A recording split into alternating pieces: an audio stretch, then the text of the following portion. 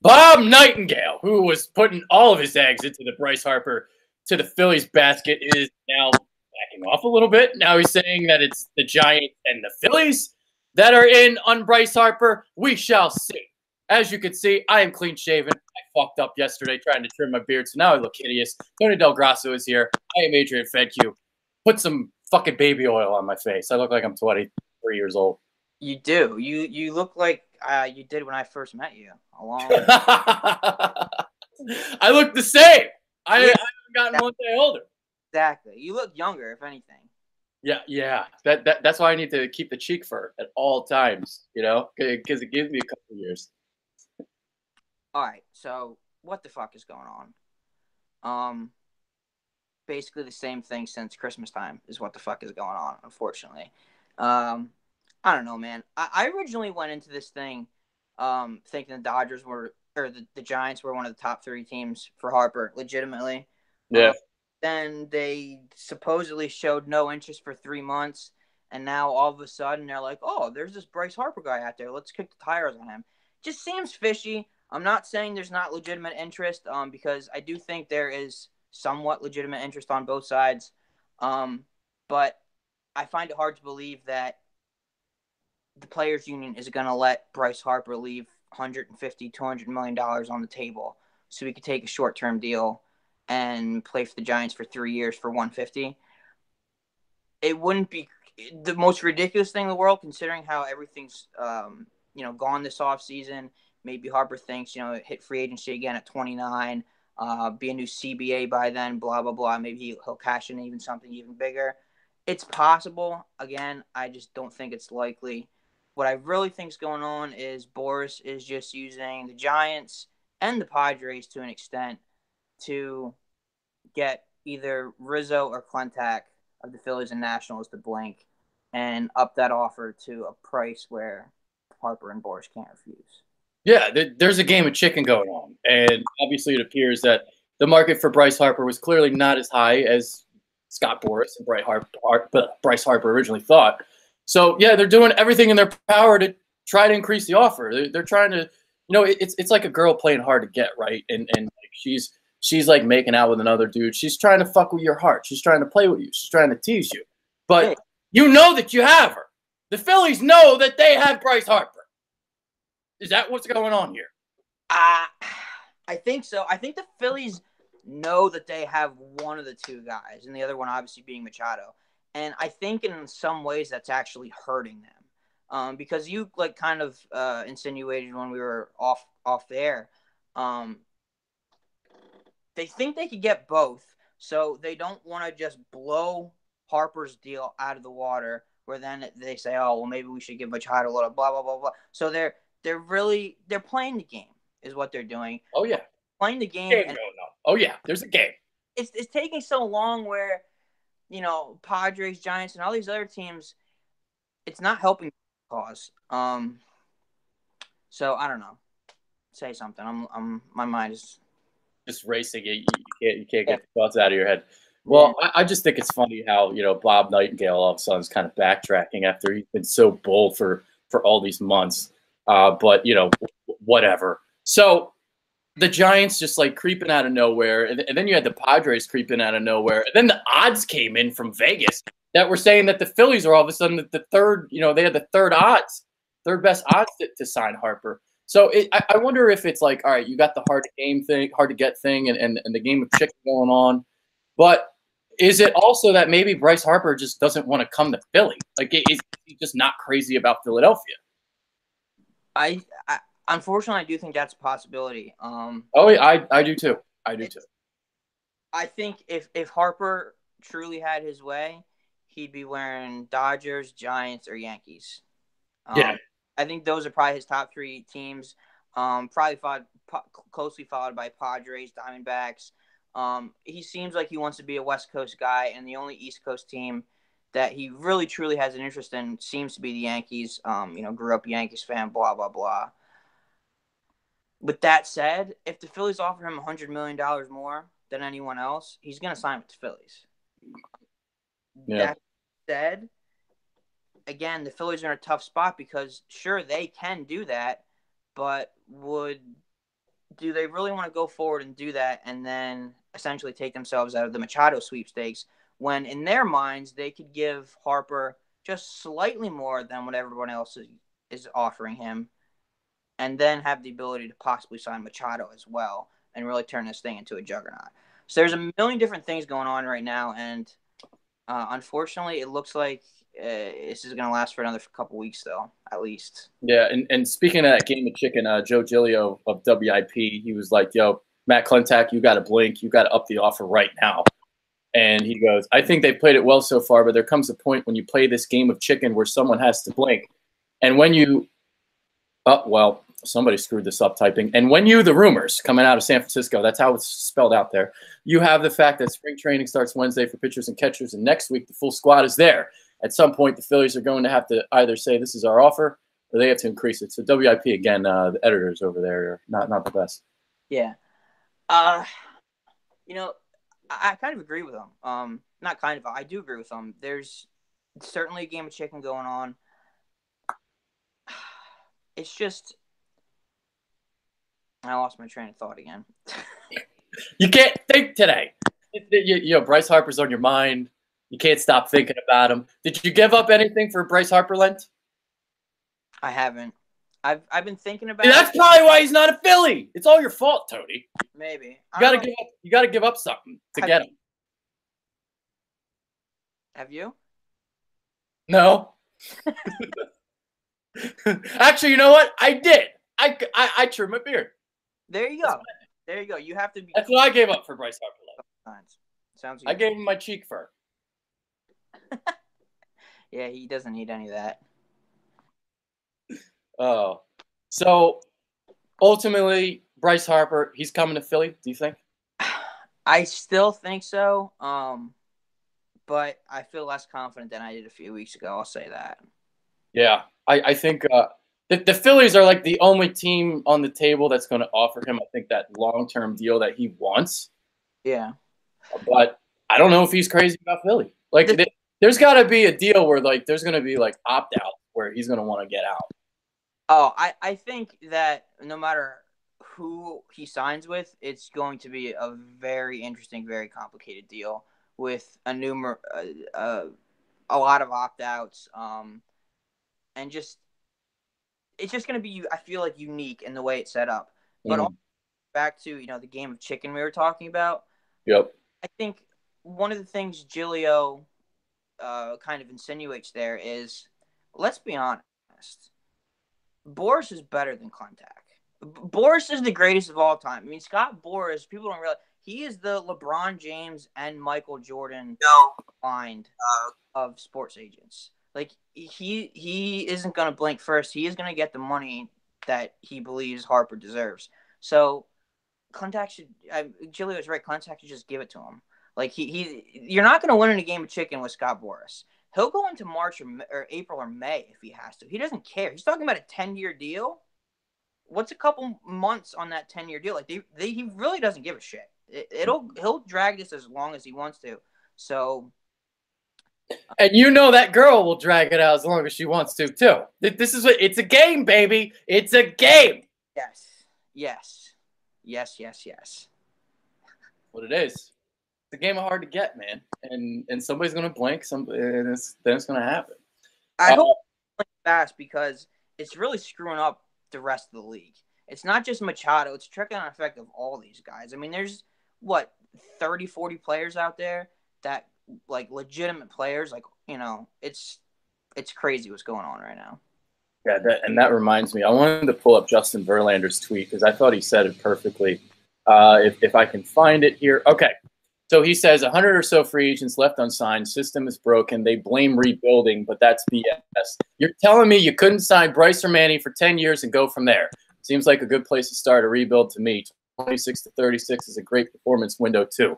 So that tweet from Justin Verlander, 4.4K on the retweets, 26K on the likes. A lot of people agreeing with Mr. Verlander there. Do you agree with him too? Absolutely. 100%. The players are pissed off. And they're starting to speak out about it. And like we've mentioned on this show before, they're headed towards a real ugly labor war in a few years. if they don't get this shit straightened out, because there's all kinds of problems with this, and there's a lot of problems that stem from what's going on right now, just in terms of how most minor leaguers are treated and paid, and just a variety of issues that Tony Clark and the rest of the players' union is really going to have a fight on their hands. Mm-hmm. All right, so here's what we're going to do now. We're going to break down the JT Realmuto trade. So I talked about it last week, but really haven't gotten your thoughts yet. So just curious, so your initial, whatever your thoughts are on the trade? So when this offseason started, I was the number one Philly should go get JT Realmuto guy for a couple weeks. I absolutely thought he should be the number one after Machado and Harper. Obviously, I thought he was their guy. One trade option. You should. Right. There Because you go. I wasn't a believer in Alfaro. Then, long story short, I digged into some advanced analytics, I guess you could say, with Alfaro, and had some believers basically convince me to give him one more year. That there's a lot of things saying that he could turn into basically a top 10 catcher in the league. Well, his exit velocity was really high. Yeah, he has some skills that where if he all puts it together, so to speak, he could turn into a pretty good catcher. With all that said, Phillies decided he wasn't the guy, and I can get on board with that because I don't think he's ever going to turn into that player that people expect him to be. So they wanted to upgrade at catcher. Fine. Totally get on board with that. Phillies believe they're going to sign Machado, Harper, and they want to compete, and they want a legitimate catcher. My only issue is, yes, Yasmani Grandal was out there. He signed a 1-year, $18 million deal with the Brewers. If you want to upgrade a catcher, and again, I'm not saying this is what they should have done. I'm just curious as their thought process if they considered signing Grandal. He's a couple years older, but if you look at the numbers, I'm not saying he's as good at Realmuto. He's definitely a tier below, but he's easily a top 10 catcher. He's very good offensively. My question basically then is Realmuto that much better than him where you're willing to give up Sanchez, Alfaro, and Stewart? Because that's a pretty big price tag. You could have signed Grandal and kept those guys, namely Sanchez, and then either just kept Sanchez altogether or flipped him in another deal at the trade deadline, maybe for Corey Kluber or somebody. There's going to be other big-time guys available out there that, maybe you could have flipped Sanchez for instead. He was your only real blue chip prospect you had at the moment. Now you don't have him anymore. With that said, Realmuto is the best all-around catcher in baseball right now. So overall, I like the move. But I won't like the move if they don't sign Harper Machado. So yeah. This is definitely a win in the next few years type of move. So. Yeah, I'm with you there. Like, it really does come down to if they can get Harper Machado, because then your lineup is loaded and you really got the bats going. We'll see if Sixto Sanchez really pans out. I hear like all the comparisons to Pedro Martinez, but let me tell you something. Pedro Martinez never had elbow trouble in his career, and Sixto. Maybe you know more about his elbow history than I do, because I know you follow the prospects. But what are you hearing about, like, the elbow? He only started 8 games this year? Yeah, from what I understand, it was actually a combination of two things. The elbow issue was certainly a factor, but there was also a lot of rumblings that part of the elbow issue was because of his conditioning, which people considered poor. He basically he's not the first guy in the facility, last guy to leave type of player is what it sounds like. And people in the organization for the last couple of years have been concerned about his overall just conditioning and focus and all that kind of stuff, blah, blah, blah. To me, you're judging a lot there from a 19-year-old kid. I mean, Jesus, people could change. People could get more mature. If you really traded this 19-year-old because basically you don't think he works out hard enough, I mean, that's a lot to trade a guy that talented for. So that's all I'm going to say to that. And that's all I really know on that.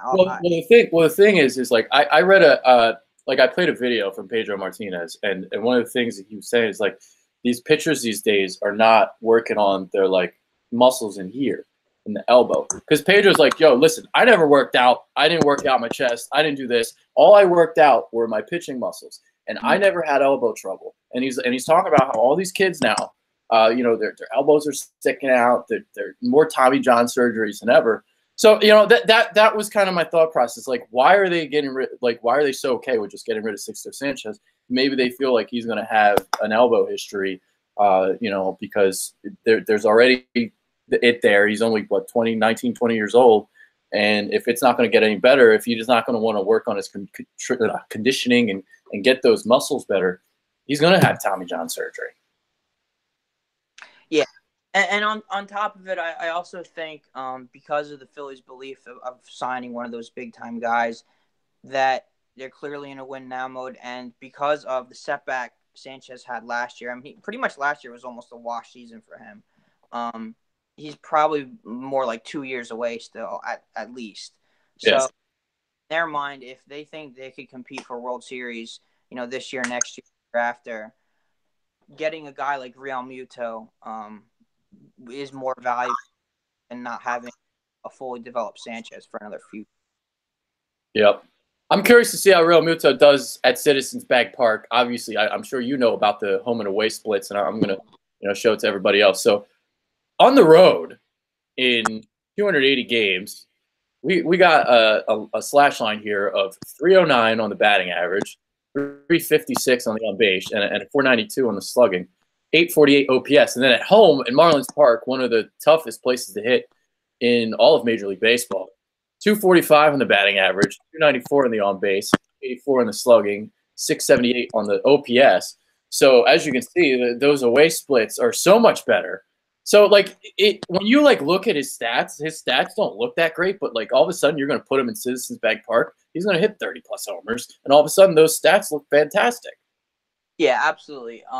The move to Citizens Bank Park is no doubt going to help his numbers. I think he had 21 home runs last year. I think you could realistically expect around 25 this year. You expect his average on base, slugging, all that's going to go up a tick. Not to mention he's going to be in a better lineup, so he's probably runs more opportunities to drive guys in.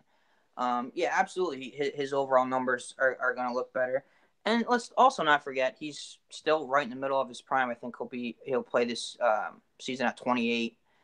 So it's kind of right in the sweet spot for most baseball players. So with that said, I've heard a lot of people talking about how if you have a catcher who's going to have an 850 to 900 OPS and play on a team that wins the NL East, sounds like a guy who could win MVP.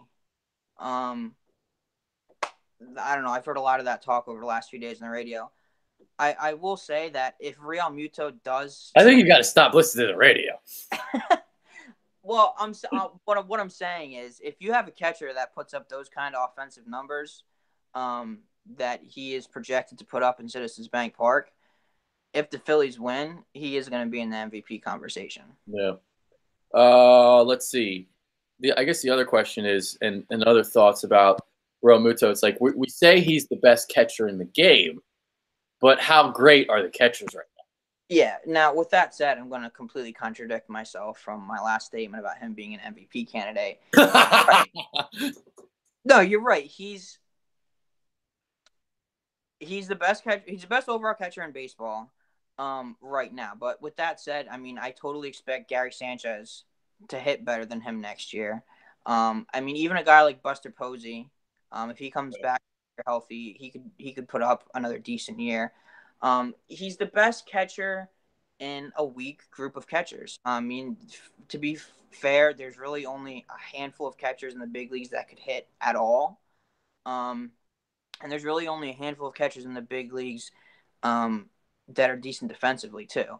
So he happens to be a top 5 defensive catcher and a top 5 offensive catcher, which makes him the best. But again, we're not talking about a 22-year-old Johnny Bench here. He's not an elite player.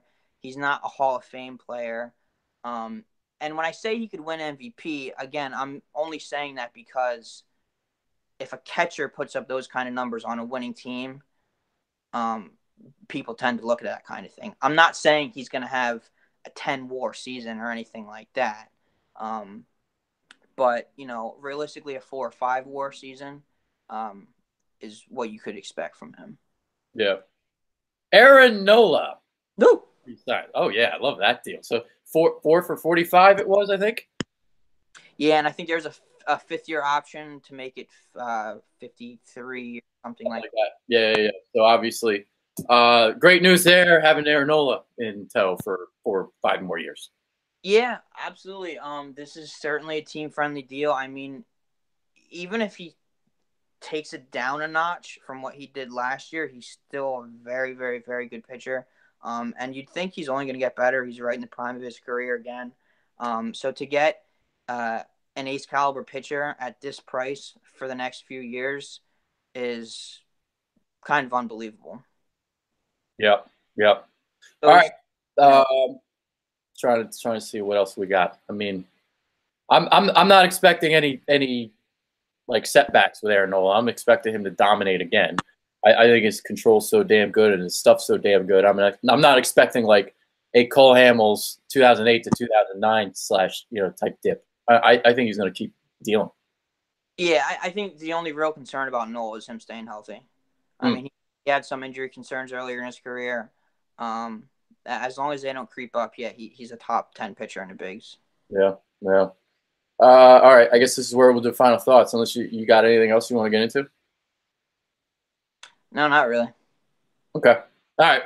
I got nothing on the final thoughts front. I still think it's very possible that they're going to sign Bryce Harper and Manny Machado. I think that's why this is taking so long. It's part game of chicken, part game of Bryce Harper may not really want to come to Philadelphia, and then it's part, well, if we spend too much on Bryce, we're not going to be able to get Manny. So there's a lot of different moving parts and pieces to this. Bryce Harper is, he's flaking. He's being that, hot sorority chick right now. But soon enough, the Phillies, they're going to get their girl. And hopefully it's soon. So that's Tony Del Grasso. I'm Adrian Fecchio. Anything you want to say about that? You good? No, I'm good. I had too many girl references today. I'm done. There's a lot of things I could say, but I won't. Yeah. All right. I'm out. Peace. Well, for Tony Del Grasso and Adrian Fecchio, we're out. Peace.